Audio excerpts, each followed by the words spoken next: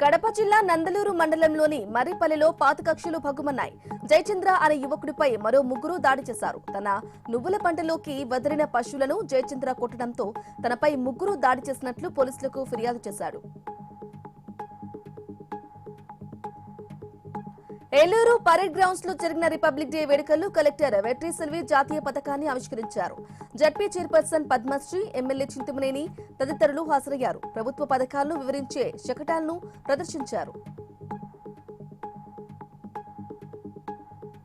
Hyderabad అంబర్పేటలో degree విద్యార్థి తిరుమలేష్ అనుమానాస్పద స్థితిలో చనిపోయాడు. స్నేహితులతో కలిసి ఉంటూ చదువుకుంటున్నాడు.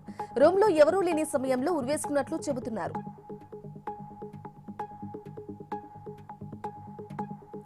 ఉమ్మడి నెల్లూరు జిల్లా వెంకటగిరి మున్సిపల్ ఆఫీసులో రిపబ్లిక్ డే వేడుకల్లో ప్రోటోకాల్ వివాదం రేగింది. తమను వేదికపైకి ఆహ్వానించలేదని వైస్ చైర్పర్సన్, కౌన్సిలర్లు అలిగి వెళ్లిపోయారు. ప్రజాప్రతినిధులుగా తమకు గౌరవం ఇవ్వలేదన్నారు.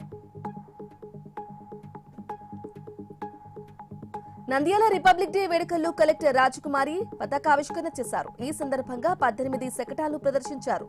పోలీస్ జాగిలాల విన్యాసాలు ఆకట్టుకున్నాయి.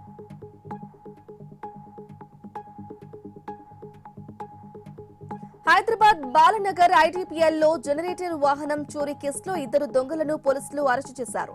ఈ నెల 18న పార్క్ చేసిన జనరేటర్ వాహనాన్ని ఎత్తుకెళ్లారు.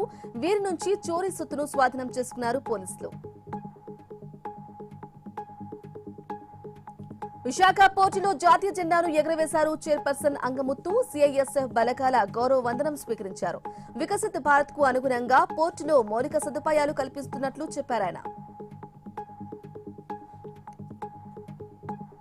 రిపబ్లిక్ డే అయినప్పటికీ పశ్చిమ గోదావరి జిల్లా నర్సాపురంలో మాంసం దుకాణాల వద్ద వ్యాపారాలు జోరుగా సాగాయి. అధికారులు చర్యలు తీసుకోకపోవడం విమర్శలకు దారితీసింది.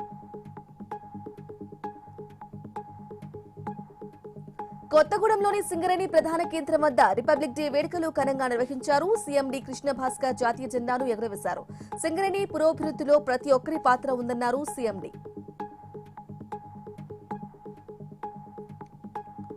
వికారాబాద్ కలెక్టరేట్ లో గణతంత్ర వేడుకలు ఘనంగా జరిగాయి. కలెక్టర్ ప్రితికా జైన్ జాతీయ జెండాను ఎగురవేశారు.